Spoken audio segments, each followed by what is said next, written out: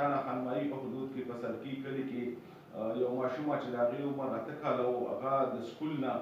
د چوټۍ نه بعد واپس کور ته راتلله. د هغې سکول چوکیدار چې نوم یې هلال اصغر دی، په لاره کې هغه جنۍ څه بهانه باندې خپل کور ته بوتله چې په هغه ټایم کې د هغې سره جنسي زیادتي وکړله. د دغې واقعه د هغې ماشومې پلار